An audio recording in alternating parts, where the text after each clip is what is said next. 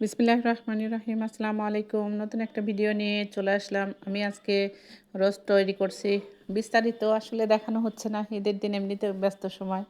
এর মধ্যেই আমি এর ফাঁকেই ভিডিওটা রেডি করে আমি দিয়ে দিচ্ছি। এখানে আমি রোস্ট বানাচ্ছি। রোস্ট খুব সিম্পলভাবে, আহামরি মশলা না, রোস্টের প্যাকেটও না, কিচ্ছু না। আমি একদম সিম্পলভাবে রোস্ট করে নিচ্ছি। এখানে পেঁয়াজ আর তেজপাত দিয়ে একটু তেল দিয়ে ভেজে নিচ্ছি। নিয়ে আমি এখানে আদা রসুন, এখানে সামান্য একটু হলুদ দেব, সামান্য একটু শুকনা মরিচের গুঁড়া।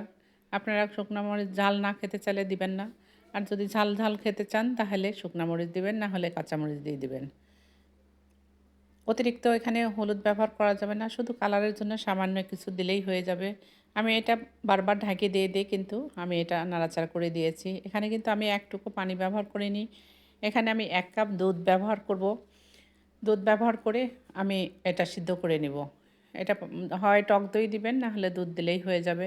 রোস্টের প্যাকেটও লাগবে না, আহামরি কোনো মশলাও লাগবে না, এমনিতেই কিন্তু রোস্ট তৈরি করতে পারি। আপনারা যদি মিষ্টি খেতে চান তাহলে এখানে 1 চামচ চিনি দিলেই হয়ে যাবে, আর যদি মিষ্টি খেতে না চান তাহলে আর চিনি দেওয়ার কোনো প্রয়োজন নেই। টক দই দিয়ে করলে অল্প সময়ের মধ্যেই সিদ্ধ হয়ে যায়, বেশি সময় লাগে না। আমি বারবার ঢাকি দিয়ে দিয়ে আমি এটা সিদ্ধ করে নিয়েছি। আর এটা আমার হয়ে গেছে রোস্ট। এখন আমি নামিয়ে নিলাম একটা বাটিতে, আমি নিয়ে নিচ্ছি, নিয়ে দেখাচ্ছি কেমন হয়েছে।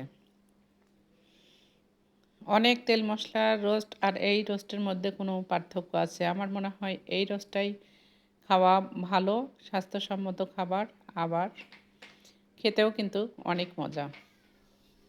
এটা বিয়েবাড়ির চেয়ে কম না, বরং বিয়েবাড়ির চেয়ে অনেক অনেক টেস্টি।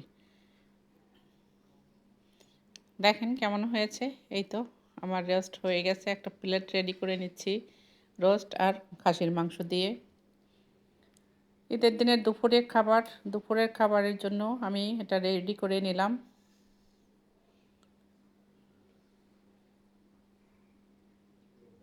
আপনারা চাইলে যখন তখন এটা করে খেতে পারবেন।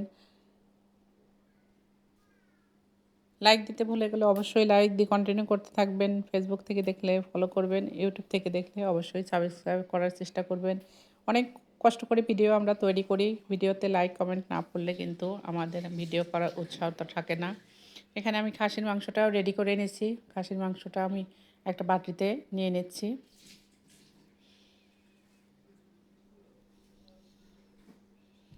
এই তো আমার খাসির মাংস। এইভাবেই আমি ভিডিওটা তৈরি করে নিলাম। আপনারা ভালো থাকবেন, আমার জন্যও দোয়া করবেন। আল্লাহ হাফেজ, ফি আমানিল্লাহ।